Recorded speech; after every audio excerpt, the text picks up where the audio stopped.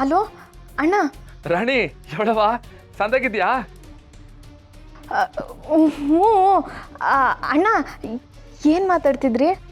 ಅದು ಮನಗೌಡ್ರು ನಂತವ ಸಂಸಾರ ಹೆಂಗ್ ಮಾಡೋದು ಅಂತ ಕೇಳ್ತಿದ್ರು.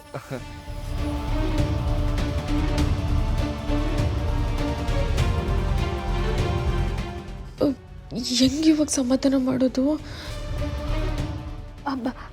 ಅದು ಅದು ಅಣ್ಣ, ಸಂಸಾರ ಹೆಂಗ್ ಮಾಡೋದು ಅಂದರೆ, ಈಗ ನೀನು ಅದಕ್ಕೆ ಹಂಗೆಯ ಮನೇಲೆಲ್ಲರೂ ಖುಷಿಯಾಗಿದ್ದೀರಲ್ಲ, ಆ ಥರ ನಿಮ್ಮ ಥರ ಸಂದಾಗ ಸಂಸಾರ ಹೆಂಗ್ ಮಾಡೋದು ಅಂತ ದೊರೆ ಕೇಳ್ತವ್ರೆ ಆಟೆಯ. ಅದೇ ಅನ್ಕಂಡೆ ಇಂಥದ್ದೇನೋ ಒಂದು ಟುಸ್ಟ್ ಇರ್ತೈತೆ ಅಂತ. ಸರಿ, ಈಗ ಫೋನ್ನ ಪೀಕರ್ಗಾಕು.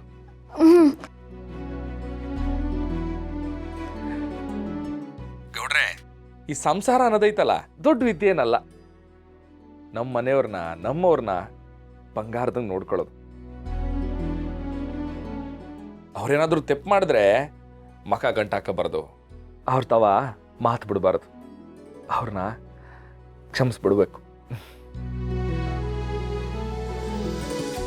ಕ್ಷಮಿಸೋದ್ರಿಂದ ನಾವ್ ಯಾರು ಚಿಕ್ಕವರಾಗಲ್ಲ ಗೌಡ್ರೆ, ಎಲ್ಲ ದೊಡ್ಡವರೇ ಆಗುತ್ತೆ. ನಮ್ಮ ಮನೆಯವರು, ನಮ್ಮ ಸುತ್ತಮುತ್ತ ಇರೋರು, ನಮ್ಮ ಮನೆಯವ್ರು ನಗ್ತಾ ಇದ್ರೆ ಆ ಮನೆನೇ ಬೆಳಗುತ್ತೆ ಗೌಡ್ರೆ, ಮನೆನೇ ಬೆಳಗುತ್ತೆ. ಎಲ್ರೂ ಸಮಾನವಾಗಿ ಕಾಣ್ತಾ ಅಪ್ಕೊಂಡು ಒಪ್ಕೊಂಡು ಒಗ್ಗಟ್ಟಾಗಿ ಕೂಡ್ ಕುಟುಂಬದಿಂದ ಬಾಳ್ಬೇಕು. ಅದೇ ಸಂಸಾರದ ಸೂತ್ರ. ಗೌಡ್ರೆ, ಆಮೇಲೆ ಇನ್ನೊಂದು ಮಾತು, ಇಡೀ ಕರ್ನಾಟಕದಲ್ಲೇ ನಮ್ದೇ ಬೆಸ್ಟ್ ಫ್ಯಾಮಿಲಿ ಅಂತ ಹಾಡಿ ಹೊಗಳುತ್ತಿದ್ದಾರೆ ಗೊತ್ತಾ? ನೀವು ಫಾಲೋ ಮಾಡಿ, ನಿಮ್ದು ಆಗುತ್ತೆ. ಆಯ್ತಾ? ಸರಿ, ಗೊತ್ತಾಯ್ತು. ಥ್ಯಾಂಕ್ ಯು ನಿಮ್ಮಿಬ್ಬರಿಗೂ. ಆಯ್ತು ಗೌಡ್ರೆ. ಸರಿ ಕಣವರಾಣಿ. ಅಲ್ಲ, ಆದ್ರೂ ಪರು ಸಂಸಾರ ಹೆಂಗ್ ಮಾಡೋದು ಅಂತ ಮನಗೌಡ್ರು ಯಾಕೆ ಹೇಳ್ತಾರ ಪರು?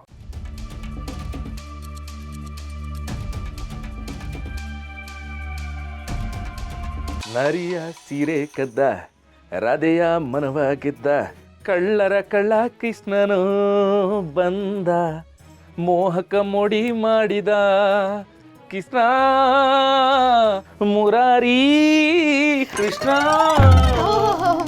ಬಂದೆ ಮಾವ, ಕೊಡು ಹಾಲು ಕೊಡು. ಕೊಡ್ತೀನಿ, ಕುತ್ಕ. ಮೊದಲು ಅದ್ರಾಗ ಏನು ಬರೀತಿದೆ ಅಂತ ಹೇಳು, ಆಮ್ಯಾಗ ಕೊಡ್ತೀನಿ. ಏನ್ ಬರೀತಾರೆ? ಅದೇ ಮೆಡಿಸಿನ್ಸ್ ಬರೀತಿದ್ದೆ. ಮೆಡಿಸಿನು. ಆ ಮೆಡಿಸಿನ್ನ ನೀನು ಈ ಪುಸ್ತಕದಾಗ ಬರೀತಿದ್ದೆ, ಅದ್ರಾಗ ಯಾಕೆ ಬರೀತಿದ್ಯಾ? ಅಯ್ಯೋ, ಇದೊಳೆ ಕತೆ ಆಯ್ತಲ್ಲ, ಎಲ್ ಜಾಗ ಇರುತ್ತೋ ಅಲ್ಲಿ ಬರೀತೀನಪ್ಪ, ಅದ್ರಲ್ಲಿ ಏನಿದೆ? ಹಂಗಾರೆ ನನ್ಗೆ ಅದ್ರಾಗ ಏನು ಬರ್ತಿದ್ಯಾ ಅಂತ ನೋಡ್ಬೇಕು, ತೋರ್ಸು. ನಿಂಗೆ ಓದಿದ್ರೆ ಅರ್ಥ ಆಗಲ್ಲ, ಸುಮ್ಮನೆ ನಿಂತ್ಕೊಮ್ಮ. ನಾನು ಯಾರಾದ್ರು ಕೇಳಿ ತಿಳ್ಕೊತೀನಿ. ಅಲ್ಲ, ನಾನು ಬಂದಿಯೇಟ್ಗೆ ಬರೀತಿದ್ದವಳು ಹಂಗೆ ನೋಡ್ಬಿಟ್ಟು ಮುಚ್ಬಿಟ್ಟಲ್ಲ, ಅದಕ್ಕೆ ನಂಗೆ ಅದೇನು ಅಂತ ನೋಡ್ಬೇಕು. ನೋಡ್ಬಾರ್ದು ಅಂತೆಲ್ಲ ಏನೂ ಇಲ್ಲ. ಹಂಗ ತೋರ್ಸು, ನಾನು ನೋಡ್ಬೇಕು. ತೋರ್ಸು. ನಿಂಗೆ ಒಂದ್ಸತಿ ಹೇಳಿದ್ರೆ ಅರ್ಥ ಆಗಲ್ವಾ? ಸುಮ್ಮನೆ ನಿಂತ್ಕೊ. ಮಾವ ಪಾರೋ ಬಿಡು, ಪಾರೋ ಬಿಡು ಮಾವ. ಬಿಡು, ಅರ್ಧೋಯ್ತದೆ, ನಾ ಹೇಳ್ತೀನಿ. ಬಿಡು, ನಾನು ಹೇಳಿದ್ ಕೇಳು. ಬಿಡು.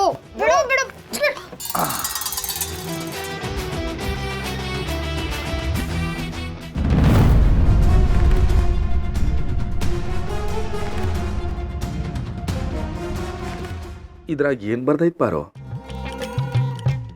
ಅದನ್ನೇ ಹೇಳಿದ್ದು, ನಿಂಗೆ ಓದಿದ್ರು ಗೊತ್ತಾಗಲ್ಲ ಅಂತ. ಕೊಡಿಲ್ ಸುಮ್ಮನೆ.